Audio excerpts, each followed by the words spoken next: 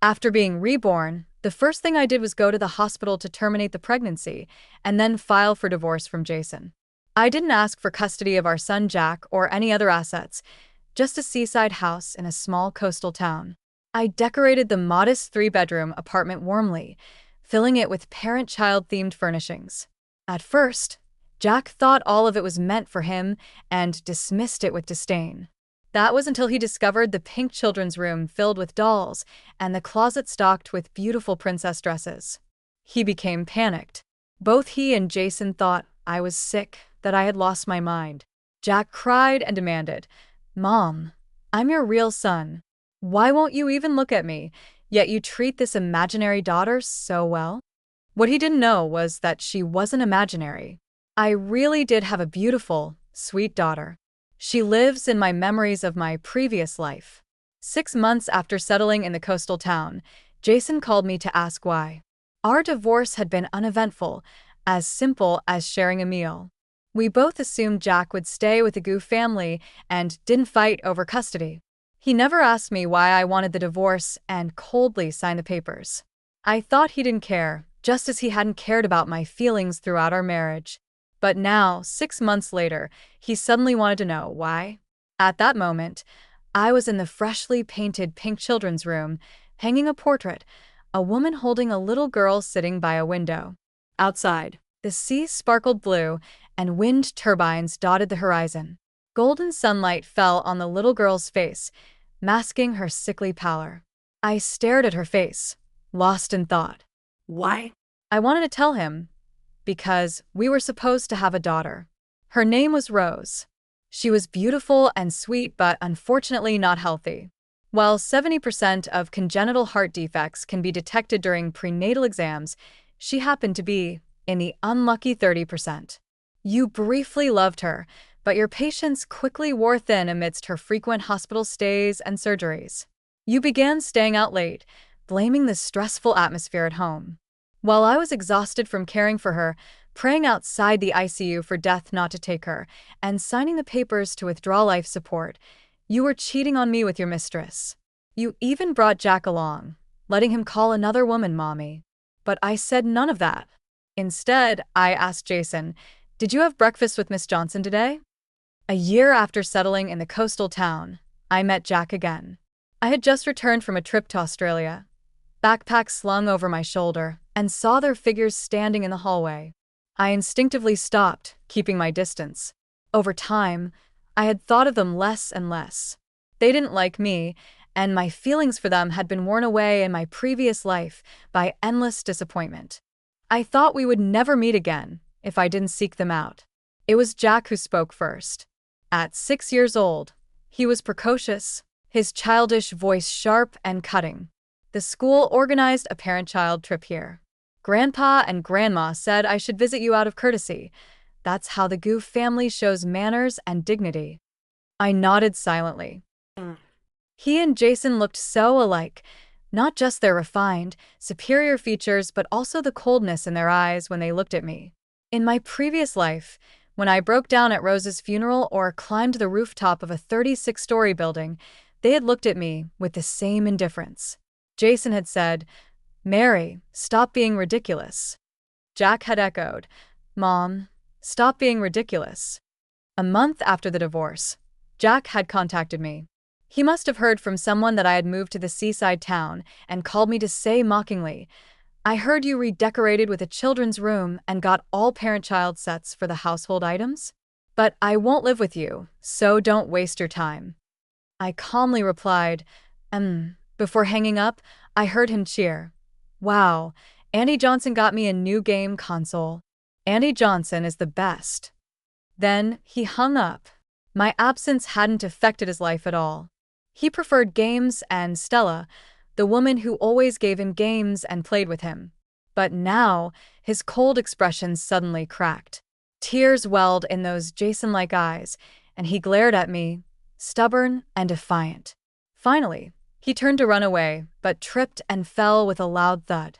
Lying there for a long moment, he turned back to look at me. He was always like this, feigning indifference, coldly dismissing me, but deliberately falling or pretending to be unwell to draw my attention and soften my heart. This time, I looked at him indifferently, unmoved. He stared at me in disbelief, his expression a mix of confusion, hurt, and sorrow, before bursting into tears. "You're a liar, a big liar. You promised to always love me and stay with me forever." Jason frowned and reproached me. "Mary, children may be young, but they understand everything. You shouldn't treat him so coldly." His tone was as condescending as ever. The relationship between him and me had always been like this, not like a married couple, but more like an employee and a boss. Most of the time he was at home, he rarely initiated any conversation. It was always me reporting the small details of daily life to him. When it came to matters about me, he remained indifferent. Only when it involved Jack would he make a comment or two. At times, he would even harshly reprimand me in front of Jack and the house staff, showing no mercy. As a result, every time he displayed the slightest displeasure, I would instinctively self-reflect, overanalyze, and endlessly question where I had gone wrong and what I needed to improve. Now, seeing that same face again, I could only feel utter revulsion. "Have you forgotten what you said to me during the divorce?" I asked coldly. He had told me not to disturb Jack's life, that Jack was young and would quickly get used to not having me as his mother, claiming that it was for the best. That was the longest thing he had ever said to me throughout the divorce process. Now he spoke again, as if it were only natural. "I was wrong back then. Jack is your only child, and the bond between a mother and son is unique. He needs you and you also." I interrupted him. "But I don't need him." Jason froze, visibly stunned. Neither he nor Jack had ever seen me like this, so unyielding. He still didn't understand the resoluteness with which I left a year ago. Just as he would never understand, Jack wasn't my only child. I once had a daughter, even if I was the only one who knew of her. On the day I was reborn, I dreamed of Rose. She was crying, accusing me of being a liar. She said, "Mommy, you promised me. You said after I was gone, you'd live a good life." Her tears broke my heart. "I promised her," I said. "This time, Mommy will keep her word." Between the promises I made to her and to Jack, I could only fulfill one. There was a time when my love for Jack was no less than my love for Rose. He was the child I gave birth to after enduring unimaginable pain, a piece of my own flesh and blood. I had eagerly awaited his arrival. When he was still too young to speak, one sweet smile from him could make me forget all the hardships and suffering of being Mrs. Gu. Back then, I was willing to give everything, even my life, just to see him grow up happy and healthy. Jason never loved me. Our story was uneventful. Childhood sweethearts who had grown up together but, finding no other suitable partners, were pushed into marriage by our elders. I had felt uneasy about this dullness. During our school days, I had seen what Jason was like when he truly loved someone. As a teenager, Jason was much more vibrant and cheerful than he was now. Every time I saw him, he was always smiling, brimming with excitement after winning a basketball game or radiating joy when seeing the girl he loved. His peach blossom eyes curved like crescent moons, warm as winter sunshine, stirring hearts and captivating everyone. Back then, he would brave freezing winters or scorching summers to deliver a handmade breakfast to the girl he loved. He filled the schoolyard with flowers and loudly declared his love in front of everyone. It was passionate and fervent. That girl was a top student who excelled in physics competitions and eventually skipped grades to study abroad, pursuing the truths of science. After she left, Jason seemed to lose interest in everything. Before our wedding, I asked him, "Will we really be happy?" He replied, "We will." Love made me blind to the indifference in his tone.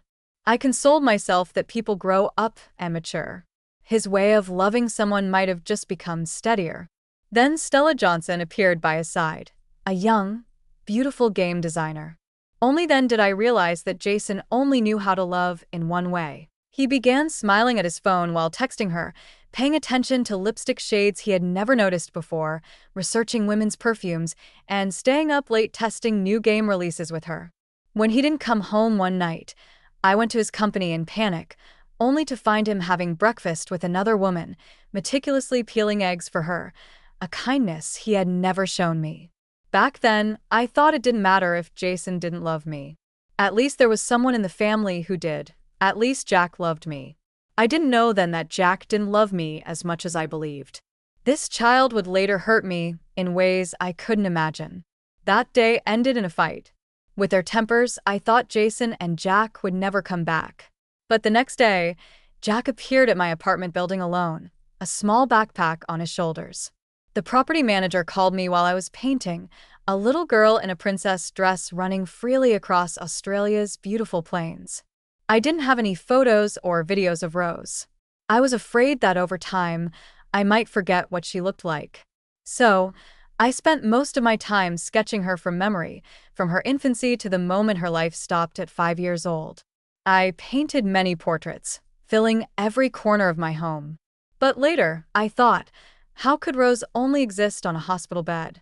So, I began traveling and photographing beautiful landscapes, painting her into those sceneries. This one was taking me longer to finish because I had injured my right shoulder while horseback riding in Melbourne, making it hard to lift my arm. It was my first time riding, and I had chosen a beautiful white horse. The guide hesitated, warning me that the horse was temperamental and had thrown off several riders. I smiled and said it didn't matter because the horse was just too stunning. Halfway through the ride, the white horse indeed acted up, suddenly dropping to its knees and throwing me onto the grass. The whole group was startled. A little girl, while her mother helped me up, gently brushed the grass off my face with her tiny hands and asked sweetly, "Auntie, does it hurt?" Later, I took many photos of her and her mother. She reminded me of Rose. But in truth, the farthest Rose had ever been from home in her past life was this coastal town. At that time, her health had improved slightly, and I had planned a family vacation. But Jason said he was busy, and Jack insisted on participating in the testing of Jason's company's new game. In the end, it was just Rose and me. Those few days were peaceful and beautiful. During the day, I taught her how to paint in the house. At dawn and dusk, we went to the beach to collect seashells. She told me that when she got better, she wanted to live here forever. So during the divorce, I only asked for this seaside home. This was a home for Rose and me. It had nothing to do with Jack or Jason. I didn't want Jack to set foot in this house at all. Without hesitation, I gave the property management Jason's and his parents' contact information. Minutes later, the property manager called again, saying that when they contacted Jason, Jack had run into the community and disappeared. As much as I tried to steel myself, Jack was the child I had once cared for meticulously. I couldn't truly ignore the possibility of him getting into trouble. With a sigh, I put down my paintbrush and went downstairs to look for him. After searching the entire neighborhood, drenched in sweat, I finally found him waiting at my front door, his face radiating an unmistakable sense of triumph, as if to say, "I knew you wouldn't leave me alone." I said nothing. When I opened the door, he slipped inside like a proud little lion, his head held high as he began inspecting the place like it was his domain. "Which one's my room?" he asked. "You must have bought a game console for me, right? I want to play in my room." I didn't answer and told him to wait in the living room for Jason to pick him up. Then, I returned to my easel to finish my painting. I hadn't even painted a few strokes when a loud crash came from the children's room. I hurried over to find the painting hanging above the bed had fallen to the floor. The frame was shattered, and the spilled fragrance liquid had ruined Rose's face in the portrait. Jack was standing on the bed, looking flustered. "I didn't like that painting," he stammered. "Why do you have someone else's portrait hanging in my room? Why are you holding her in the painting?" I knew he might have just wanted to take the painting down and hadn't meant to break it. I also knew he was just a child, and I shouldn't lose my temper over things he didn't understand. But my voice inevitably carried a sharp edge. "Didn't I tell you to wait for your father in the living room? Stop touching things." Sensing my restrained emotions, his expression turned fragile. "In the past, when I broke something, you'd always ask if I got hurt first." I didn't answer, my eyes falling on the now dirty bedsheets. I couldn't help frowning. "Get down," He stayed rooted on the bed, staring at me intently. Mom, who is the girl in your paintings? Why do you paint her so much? Why is she in every picture in the house? He was still too young to hide the fear and unease in his eyes. He must have seen the countless paintings of the girl who shared features similar to his own. Mom, why did the security guard and the neighbors say you don't have a son, only a daughter? I told them I'm your son, but they said I was lying. I even showed them our photo, but they still didn't believe me. This is my room, right?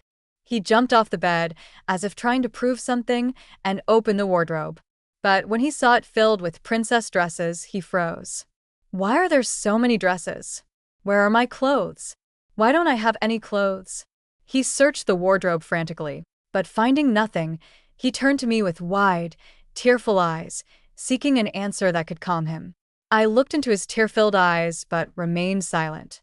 His tears fell one by one in the silence.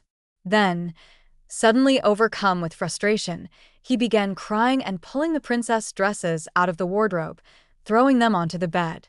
He swept the dolls from the window seat onto the floor and shouted irrationally, trying to assert his presence. Why are someone else's dresses in my wardrobe? I don't like dolls. Why are there so many dolls in my room? I don't like this bed and these blankets, they're for girls. I don't like pink. Why did you make my room look like this? Why are you holding another girl in your paintings? Why did you hang pictures of you and someone else in my room? I don't like her. I hate her. I hate her. This time, I couldn't hold back.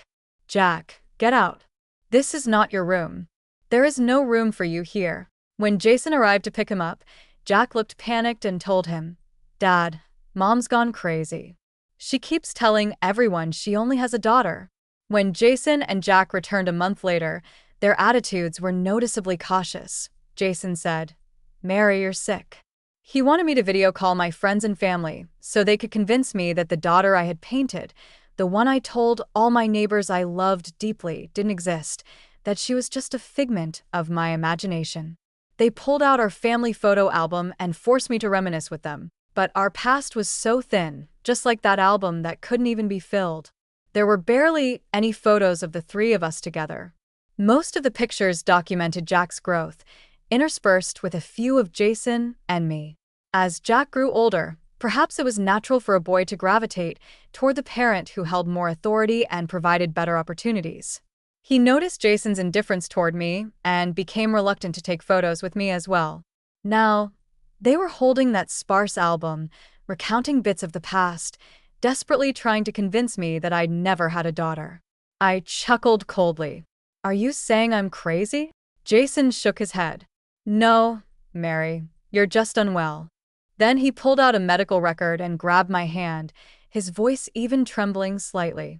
Mary, why didn't you tell me that we almost had another child? I stared at him in silence, watching guilt and regret appear on his face. About Stella, he said. I can explain. It's not what you think. He claimed he had only admired Stella's talent, that his attention to her was just a way to win over a subordinate. His tone softened to one I had never heard before. Mary, I know it was a misunderstanding about Stella that made you impulsively terminate the pregnancy and divorce me. Later, you regretted it, and that's why you imagined having a daughter. Mary, it's my fault. I didn't set proper boundaries with a subordinate and caused you to misunderstand and be hurt. I'm the reason you're this sick. In our 12 years of marriage in my previous life, I had never seen Jason lower himself to speak to me like this. I stared at him in surprise, as if meeting him for the first time. In our past life, when I confronted him about his relationship with Stella, he would always respond coldly, Mary, are you crazy? Even 6 months ago, when he called to ask why, he still hadn't given me a proper answer. But now, thinking I was truly sick, he had miraculously opened up, explaining his relationship with Stella. He said, Mary, you need treatment. Let Jack and me stay with you and take care of you, okay? I told him to take Jack and leave. The second time Jason and Jack came, they brought a psychologist with them. By then, I had just returned from Mexico a few days earlier. Dr. Davis greeted me with a calm demeanor, as if we were old friends. He glanced at my neck and asked casually, What happened to your neck? I touched the faint purple mark around my neck and replied nonchalantly, I had a little accident parasailing in Cancun a few days ago. It had been the last stop on my Mexico trip. While I was parasailing, towed by a motorboat above the sea, the rope connecting me to the boat suddenly snapped. I plunged from dozens of meters above into the water. Although I was wearing a life jacket, the parasailing ropes tangled around my neck and seat, keeping me submerged. I struggled as I started losing strength from lack of oxygen and almost drowned in the sea. Luckily, the motorboat operator dove in to rescue me just in time. Thinking back, it still felt harrowing. Dr. Davis didn't probe further. His eyes moved to the painting on my easel, its paint still wet. It depicted Rose sitting on a parasail, smiling as she gazed at the blue sky and white clouds. He politely asked if he could see my other paintings. After I agreed, he carefully examined all the paintings in my house. Finally, holding one in his hands, he asked, "Can you tell me about the inspiration behind this piece?" The painting depicted an aerial view of water, with Rose floating on the surface, arms outstretched as if welcoming or trying to embrace something. I had painted it after returning from bungee jumping in Australia. That day, there had been many tourists, most of whom were either nervously seeking encouragement from their friends or excitedly chatting with the staff. I was the only one who remained calm. The staff joked in English that I didn't seem like someone there for fun. I looked more like someone ready to end it all. He said he didn't even dare push me. Despite his words, when he pushed me off the platform, he showed no hesitation. The rush of wind pressed against my face and eyes as I plummeted. The feeling of weightlessness transported me back to the last moments of my previous life when I jumped from the 37th floor. Those memories were blurry and fleeting, but this time, the sensation of falling was so vivid. As I neared the water, I hallucinated Rose's figure shimmering in the waves. She smiled and reached out to embrace me, only to dissolve into glimmers on the river surface when I tried to hold her. I didn't answer Dr. Davis's question. Dr. Davis was patient, trying to guide me gently. "Mary, when you terminated the pregnancy, it was still an embryo, without developed gender characteristics. Why do you believe it was a girl? Is it possible that you were projecting yourself onto it?" I laughed. "Are you saying I'm narcissistic?" "No." Dr. Davis shook his head. "You're grieving for yourself. Is it possible that you redirected your resentment toward your husband onto the child? And after terminating the pregnancy, you regretted it, so you imagined a girl, modeled after yourself?" "In the same way," Dr. Davis continued, "it's not that you don't love Jack anymore. You love him so much, but you're also angry at him, so you've channeled all that love into the imaginary girl. But this little girl is dangerous for you." He sighed softly. "Horseback riding, parasailing, bungee jumping. Mary, have you noticed that you're drawn to high-risk activities? This imagined girl is leading you to flirt with death. If you don't open up and accept treatment, the consequences could be disastrous." "Mary, I want to help you." Jason chimed in. "Mary, please accept treatment. Let us help you, take care of you, okay?" Jack stepped forward, unusually obedient, and tried to hold my hand. "I knew it, Mom. You couldn't possibly stop loving me all of a sudden. It's because you're unwell. Let us help you." "Mom, will you draw a picture of me too?" "You've never drawn one of me." I cut him off. "I've drawn one of you. On your birthday last year, I gave you a portrait as a gift." My academic performance growing up had always been average, incomparable to the high achievers Jason admired. But I had a talent for art and was admitted to the best art academy in the country. Unfortunately, my parents believed that a career in art wouldn't be financially stable and hoped I would marry soon after graduation so they could stop worrying and immigrate to the UK with my brother. I compromised, especially since the match they suggested was Jason. At the time, I thought, I can still paint after getting married. But I became pregnant with Jack shortly after, and household chores and raising him gradually consumed most of my time. Whenever I tried to sit down and focus on painting, Jack would suddenly cry, forcing me to put down my brushes to comfort him. Over time, I abandoned the practice altogether. On Jack's 5th birthday, I had a burst of inspiration and picked up my long-neglected brushes to paint him a portrait. But He clearly preferred the game console Stella gave him and tossed my gift aside. Later, I found the portrait under his desk, folded into a small square to prop up a table leg. Jack stammered defensively. I didn't mean to. I must have grabbed the wrong thing. I smiled and exposed him gently. No, you did it on purpose. That day, you didn't want to take a bath, so I confiscated your game console. You did this as revenge. You've always been like this.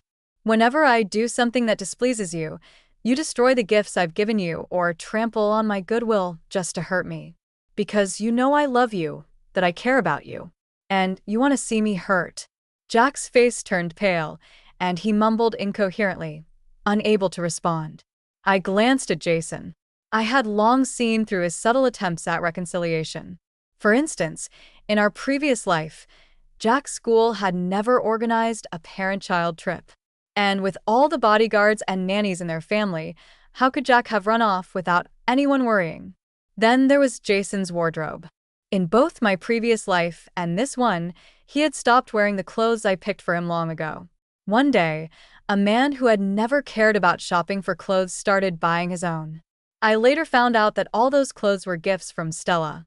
To make her happy, he never touched the clothes I bought for him again, even switching to leather-scented cologne because it was her favorite.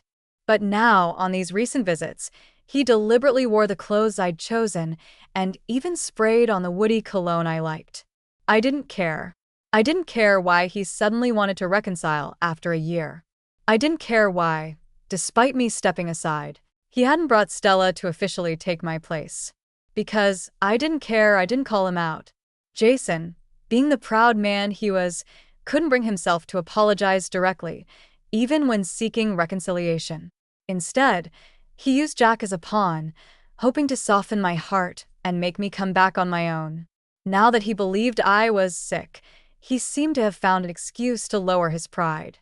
His attitude shifted completely, and he suddenly learned to be gentle, to compromise. It was as if, because I was a patient, I had become a fragile item needing his protection. His actions now all had a noble, selfless justification for my sake. His performance was so sincere that I almost believed him. Jason, I said, you say there's nothing between you and Stella? Then why did you spend a fortune finding the best jade, carve it into a Buddhist statue yourself, and climb 81 temple steps on your knees to have it blessed by a monk, all because she's prone to illness? Even when Rose was gravely ill in her past life, he had never done anything like that for her. And why did you skip Valentine's dinner with me, claiming you had to work late, only to spend it with her? Why did you hug her, kiss her? Jason's expression darkened. I smiled. Are you wondering how I know so much? Your son told me. The first time I heard Stella's name, it was from Jack. One day, he started talking incessantly about how amazing Annie Johnson is, what Annie Johnson and Dad did together. And Mom, why can't you be as good as Stella? At first, he might have been unaware of the impact of his words, but later, it was clearly intentional. As I said, Jack was precocious. After noticing how upset I got every time Stella's name was mentioned, he began bringing her up whenever I displeased him. I knew he liked Stella and the games she gave him, but I doubted he truly wanted her as his mother. He just enjoyed using his father's relationship with another woman as a weapon to punish me and assert control. I end my previous life. Jack's behavior worsened after I had Rose, becoming more extreme. During my pregnancy, he would casually say, Mom is fat and ugly, not like Stella, who's slim and pretty. While I was breastfeeding, he would remark offhandedly, Mom's belly is so loose and covered in stretch marks, her clothes are always messy with milk stains, and she smells like milk. It's disgusting. No wonder Dad doesn't want to share a room with you anymore.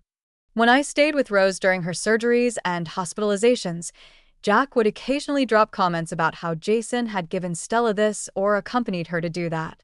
He'd excitedly tell me how amazing Stella was, how she had designed a new game for him to play, unlike me, who was useless. After returning from business trips with Jason, he would boast about the fun he had with Jason and Stella, showing me pictures of the three of them together and asking, Aren't these photos nice? He seemed oblivious to how cruel his words were, but I could always see the malice in his eyes when he spoke. It was the first time I experienced the pure, naive cruelty a child could possess, coming from my own son. He was like a little devil, whispering maddening spells into my ears every day. I knew that some nosy relatives and friends had likely planted seeds in his mind, saying that with a second child, I would only love Rose and no longer love him. I questioned myself repeatedly. Had I truly shown favoritism between him and Rose, leading to his erratic behavior? After much reflection, I was certain I had not. Even though Rose's condition kept me running between the hospital and home, I never neglected Jack. I would always check on him daily, asking the nanny if he had eaten properly and helping him with his homework. I attended his parent-teacher conferences unless they coincided with Rose's surgeries. Even if I hadn't slept for 48 hours at the hospital, I would drag my exhausted body to be there. Before Rose was born, Jack didn't even like my presence. He found me annoying, said I nagged too much, and complained that I had nothing better to do than hover around him. He preferred to lock himself in his room and play games. But when I stopped hovering over him and focused my attention on his sister, he became unhappy. He didn't want or appreciate my attention, yet he didn't want me to give it to anyone else. I couldn't understand where this selfish streak in his personality came from. After being reborn, when I decisively left Jason and he shamelessly came to reconcile, I realized Jack was just like his father. The man who was busy cheating and planning our divorce while I was exhausted from Rose's illness and emotionally torn apart by Jack's deliberate provocations. How I had wanted to divorce Jason, too. I wasn't a masochist or hopelessly in love, unable to live without him. But for Rose, I couldn't leave. Her medical expenses were far beyond what an average income could afford. And if I divorced Jason and left Rose in his care, I couldn't trust him to prioritize her over Stella. Rose's heart condition might not have withstood the emotional upheaval of a broken family. So, I gritted my teeth and endured. I often wondered, why could Jason love Jack but not Rose? Rose was so beautiful, so well-behaved.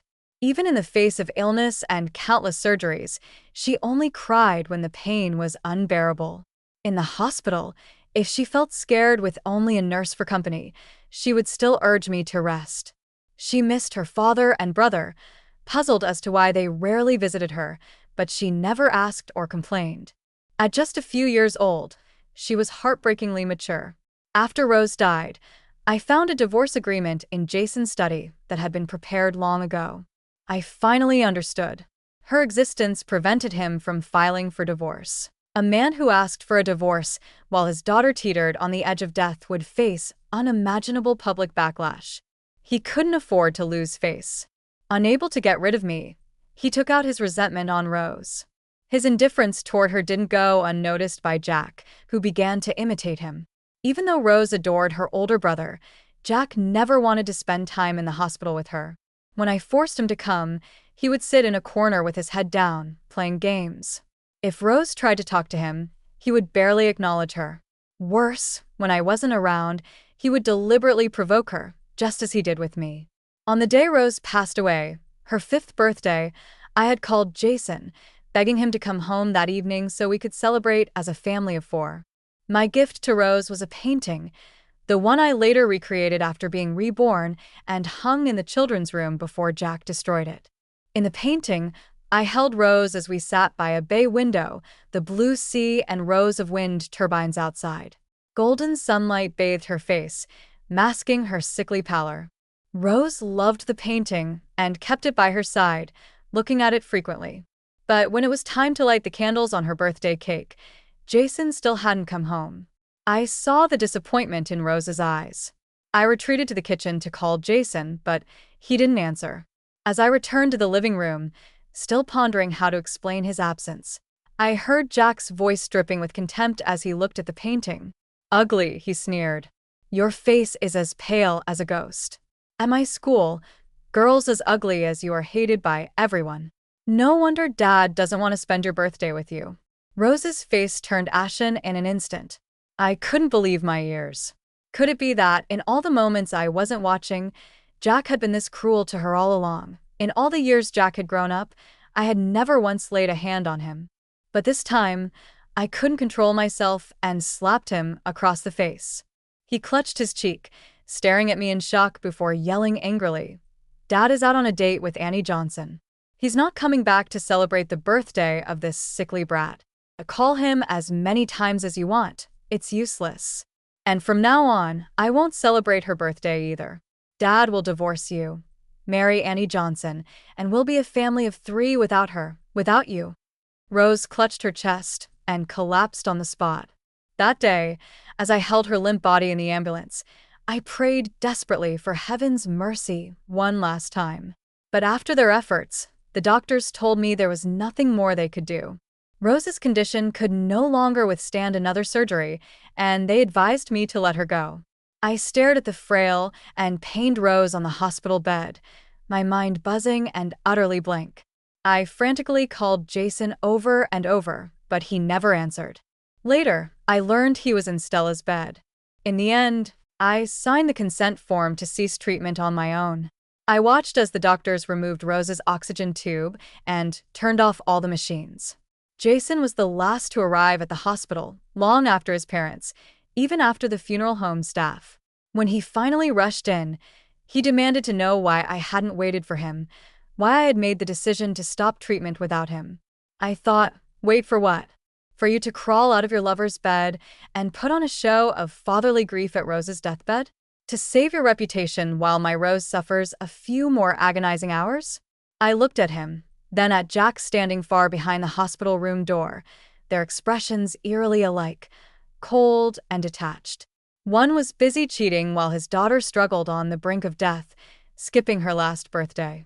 The other had cruelly pushed his own sister to her death. How could they both remain so calm? Why hadn't they shed a single tear?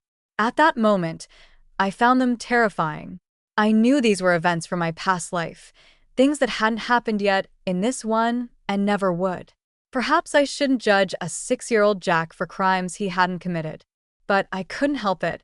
I gently pulled my hand out of Jack's and smiled at Dr. Davis. "Dr. Davis, you're wrong. The girl in the painting isn't a danger to me. Jason and Jack are. If one day I lose my mind or die, it will be because of the 2 of them." When Jason and Jack came to see me a 3rd time, their attitudes had grown much more aggressive. I was just about to leave for Iceland, pulling my suitcase toward the elevator, when Jason stepped out of another elevator and blocked my path. He threatened, "Mary, if you continue refusing treatment, I'll have no choice but to have you committed to a mental institution." I laughed, looking at him mockingly. "Under what authority? We're divorced. You're not my guardian. We have no connection, ex-husband." Jack chimed in, "But I can. I'm your son." I glanced down at him. "Too bad you're still a minor." They had no way to stop me. I turned to leave, and when Jason tried to grab my arm again, he accidentally broke my necklace. It fell to the floor, and the locket's cover popped open, revealing a small printed portrait of Rose. Jason froze, staring at the tiny portrait, his face contorting with suppressed anger. "If you chose to abort the child, then you shouldn't regret it." My hand trembled as I picked up the locket, holding it tightly so as not to show any weakness. Then I slapped him hard across the face. He didn't understand anything. He knew nothing. In this life, I had hesitated too. I had struggled. But in my previous life, as Rose lay painfully on her deathbed, she had cried to me, "Mommy, it hurts so much. I can't bear it. If there's a next life, can I not come to the human world again?" I had no choice. I put the broken necklace in my pocket, refusing to look at Jason or Jack again, and walked into the elevator with my suitcase. Winter in Iceland has an extreme desolation to it. The roaring waves crash against the black sand beaches, and the dark lava stones contrast sharply with the white foam. Waterfalls, volcanoes, glaciers, fjords. The small island is filled with incredible landscapes and geological wonders. Due to its proximity to the Arctic Circle, the daylight hours in winter are very short. The sun lingers near the horizon, and dawn almost seamlessly transitions into dusk, with the pink and purple Venus belt stretching across the sky for hours. I had brought a collection of expensive photography equipment for the trip. After landing at Keflavik Airport, I rented a car and planned to drive around the island chasing the northern lights. Unfortunately, whenever the sky was clear, the Aurora KP index was below 1. When the index rose, thick clouds obscured the view. I hadn't been able to capture the aurora the entire trip. On my last day, the weather forecast predicted a snowstorm the next evening, and roads might be closed for days.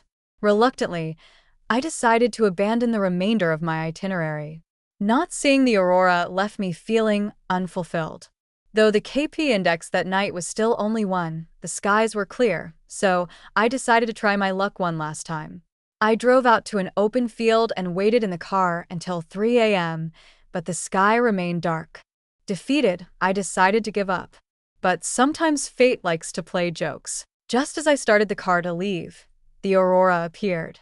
Green ribbons of light danced across the sky, flickering and unpredictable, mysterious and breathtaking. I quickly grabbed my camera equipment and set it up in the most open spot I could find, capturing this magnificent gift from nature. In the freezing temperatures, I stood outside watching the aurora for a while before I couldn't take the cold anymore. I returned to the car to nap, letting my equipment record the scene automatically. The necklace Jason had broken was now hanging on the rearview mirror, and Rose, in the tiny portrait, smiled at me. I looked at her face and smiled. "Rose, look, Mom brought you to see the aurora." Lying in the car, I watched the dancing northern lights outside the window for a long time before finally falling asleep. When I woke up, it was already late, and daylight had broken. Outside the car, strong winds had started to blow, and the visibility was so low with swirling snow that I couldn't even see where I had set up my camera equipment the previous night. Calculating the time it would take to drive back to Akureyri, and considering the storm forecasted for that evening, I decided to step out into the wind and snow to retrieve my gear. What I didn't know then was that Icelandic weather forecasts are notoriously unreliable, and storms often arrive earlier than expected. When I reached the spot where I had set up my equipment, I discovered that both tripods had been blown over. One of my cameras had been swept away by the wind, and I had to search for it in snow much thicker than the night before. After some time, I finally found the damaged camera. Fearing that melted snow might damage the SD cards, I immediately removed them and tucked them into my pocket. By the time I had packed everything and started heading back, the world around me was a blinding white. Visibility had dropped to less than 5 meters. The car I had rented didn't have a key with a remote locator, so I had to rely on my memory to navigate back to it while carrying the heavy cameras and tripods. I walked much farther than the distance between the car and the equipment, realizing too late that I had lost my sense of direction in the prematurely arrived blizzard. Exhausted, I eventually had to abandon the heavy cameras and tripods, but even then, I couldn't find the car. I pulled out my phone to call for help, but there was no signal. Left with no choice, I wandered aimlessly through the howling storm. The wind grew fiercer, the biting cold numbing my limbs and stiffening my body. My steps became slower and slower as I realized my body was succumbing to hypothermia. I knew I couldn't stop moving, relying solely on instinct to push forward. Eventually, I collapsed into the snow. I thought to myself that I was going to die in this foreign land, buried in a raging blizzard. And yet, I didn't feel fear, only a sense of relief. I silently said, "I'm sorry, Rose. I didn't want to break my promise to you, but I just can't hold on anymore." Dr. Davis was right. I was sick. I had been testing the limits of death all along. After Rose's death in my previous life, I suffered from severe depression. Or perhaps I had already fallen ill earlier. When I discovered Jason's infidelity, when Jack's words cut into me like knives, or when I was running myself ragged between the hospital and home for Rose's endless surgeries. Every day felt gray, and the world around me seemed filled with malice.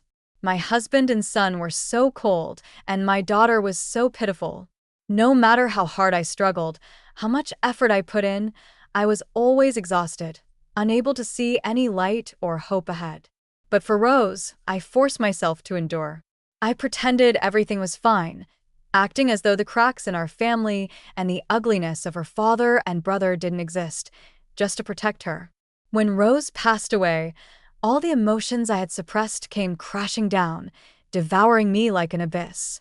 I told myself not to die, that I had promised Rose I would live well even after she was gone. But at the same time, I couldn't stop myself from self-harming. Initially, Jason and Jack felt guilt. They tried to act calm, but I knew they weren't completely unaffected by Rose's death. Humans are contradictory creatures. While trying to escape their guilt, they also can't help but feel it and attempt to make amends. They put on a facade of normalcy in front of me, just as I had once done for Rose. Jason stopped seeing Stella, and Jack stopped saying things to hurt me. They pretended we were a happy family of 3. But none of that worked for me. I could never forget their cold, indifferent expressions as they stood by Rose's deathbed. No matter how much they smiled at me or spoke gently, they were still cold, terrifying monsters in my eyes, the most abhorrent creatures in the world. The closer they got to me, the worse my condition became. I couldn't stop myself from crying at night, from losing my temper, from harming myself. Before long, they lost their patience. They began to feel ashamed of me, to see me as a burden. Jason started staying out late again, and Jack returned to his cold, cutting words. The day I climbed the rooftop of the 37th floor, Jack shouted at me in frustration, "Rose's death was entirely your fault. It has nothing to do with anyone else. Our family doesn't have any genetic disorders. If you had given her a healthy body, she wouldn't have been sick, wouldn't have died." Standing on the edge of the rooftop, I froze. Was it true? Was it my fault? Had I done something wrong during my pregnancy that caused Rose's heart condition, bringing her into the world to suffer? The fragile thread that had kept me tethered to life snapped in that moment. I jumped from the 37th floor. Depression doesn't heal just because you're reborn. Even in this second life, the darkness stayed with me. The day I had the abortion, I almost wished I could bleed out on the operating table and leave this world with Rose. But I dreamed of her, crying and begging me not to die. I didn't want to disappoint her. That day, when I returned home, I saw Jason and Jack still living carelessly, oblivious to everything. They didn't understand anything. They didn't know anything. All the pain and memories of the previous life rested on my shoulders alone. Only I remembered their sins and their monstrous faces. So I ran from Jason and Jack, the 2 monsters. But it wasn't enough. The darkness remained. The pain and guilt stayed with me. I didn't want to break my promise to Rose, so I clung to her memory, using it to remind myself to keep my word. That was the only way I could fight the depression, that I looked at her face and smiled. "Rose, look. Mommy brought you to see the aurora." Lying in the car, I watched the shimmering aurora dancing outside the window. It took me a long time to fall asleep, and when I finally woke up, it was already daylight.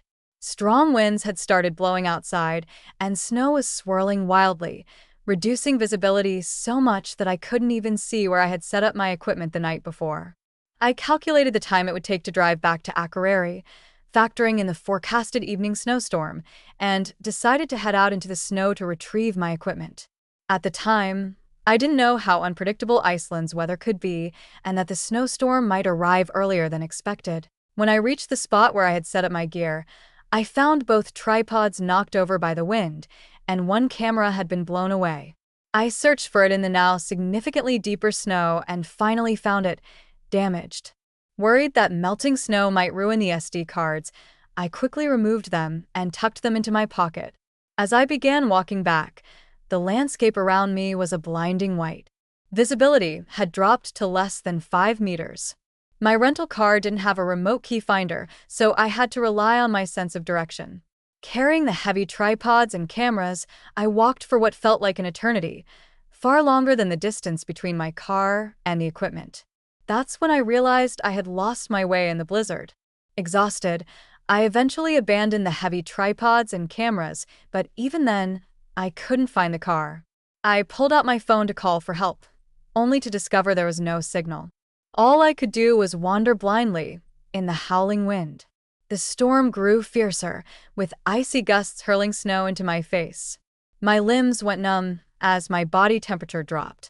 I knew I couldn't stop moving, so I forced myself to take step after step, relying solely on instinct. Eventually, I collapsed into the snow. I thought to myself that this was the end, that I was going to die in a foreign land, swallowed by the blizzard. But I wasn't afraid. In fact, I felt a strange sense of peace. I silently apologized. "I'm sorry, Rose. I didn't want to break my promise to you, but I can't keep going." Dr. Davis had been right. I was sick. I had been testing the boundaries of death for a long time. Suddenly, the sound of a car horn pierced the white void, loud and unrelenting. The sharp, continuous honking cut through the blizzard, breaking into my ears and refusing to let go. Annoyed, I found myself forced to wrestle with the dark, negative part of my mind that urged me to give up. I really wanted to let go, so badly, but then I thought of Rose. Finally, I opened my eyes and struggled to crawl out of the snow. I found one of the tripods I had abandoned earlier and realized I had been walking in circles. Using the tripod as a crutch, I dragged my numb and frozen body toward the sound of a horn. Step by step, I inched closer. When I finally reached the car, I realized it wasn't far at all, maybe 100 meters away. As I shivered and opened the car door, I was met with a miraculous sight. No matter how many times I recall that moment, I'm convinced it was Rose's spirit guiding me to safety through the deadly blizzard. Because what happened seemed impossible. The heavy tripod I had left in the passenger seat had somehow tipped over onto the driver's side, perhaps due to the storm shaking the car. The necklace I had hung on the rearview mirror had fallen and wrapped itself around the tripod, which in turn pressed against the car horn, causing it to blare continuously. On the pendant, Rose's face smiled at me through the unrelenting sound. In that instant, I burst into tears. After returning to the car, my phone signal was restored. I called for rescue, and within half an hour, Icelandic emergency services arrived and took me to the local hospital. Fortunately, my frostbite wasn't severe, and after a few days in the hospital, I returned home. Surviving that blizzard seemed to heal my depression. I had always known this coastal town was beautiful, but in the year I had lived here, I had been numb to it, unable to feel anything. Even during my travels, none of the stunning landscapes I visited truly touched me. But after returning from Iceland, everything suddenly felt different. The giant wind turbines in the distance turned leisurely, the blue ocean gently lapped at the golden beach, and even the rusting, broken boats bathed in the glow of the sunset seemed so beautiful they made me pause. The world was no longer gray, it was bursting with color. I still live here. I still paint and travel, but I no longer seek out dangerous thrills. I began sharing my paintings of Rose and my photography from my travels online. To my surprise, they gained a lot of attention, and I unexpectedly became a rising star with many followers. A year later, someone reached out to help me organize an art exhibition, and I agreed. The theme of the exhibition was The Angel Who Visited. Every painting on display was a portrait of Rose. On the opening day, the turnout was far beyond my expectations, and Jason and Jack showed up too. Though I had dismissed them from my thoughts, they had never stopped harassing me. After failing to force me into therapy, Jason had changed tactics. A man who, in both my past and present lives, had never given me flowers or surprises during our marriage, now tried to use such gestures to win me back. I found it laughable. As for Jack, he grew increasingly jealous every time I added something new to the house for Rose. Once, he seemed to prefer his games, but now, no matter how many games Stella gave him, he only told her to get lost. Jason even fired her. Now, he seemed to crave my motherly love more than anything. Crying, he once told me, "Mom, I'm your real son. Why won't you even look at me, but you treat this imaginary daughter so well?" A week ago, they suddenly stopped bothering me. I thought they had finally grown tired, bored, and given up. But now, here they were, at my exhibition. Seeing my wary expression, Jason offered a bitter smile. "You don't have to look at us like that. We're not here to cause trouble." His gaze lingered on a nearby painting, Rose smiling like an angel in the blizzard. His eyes grew misty. Mary, I've been having the same dream over and over lately. In the dream, we have a daughter. Her name is Rose. Jack, his eyes red from crying, looked up at me. Mom, I had the same dream. Is it true? I coldly stared at the two of them without saying a word. That day, Jason and Jack walked through the exhibition with teary eyes, carefully looking at every single painting. The final piece took up an entire wall, Rose, under the vibrant auroras of Iceland, sprouting pure white wings and soaring into the sky. She was my angel. She had been here. Jason and Jack lingered before that painting for a long time. After that day, they never appeared in my life again. Extra chapter. When Jack was 11, Mary remarried and soon had a daughter named Sunny. On the day Sunny was born, Jack climbed to the rooftop of the 37th floor, demanding to see Mary. Jason, visibly irritated, said to him, "Jack, stop being ridiculous." In that instant, both father and son froze. They were reminded of the dream of their past life. Mary had stood precariously on the edge of the same rooftop, swaying in the wind, and they had said the same words to her. "Stop being ridiculous."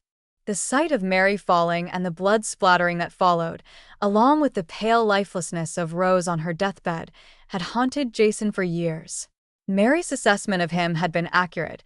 He truly was despicable.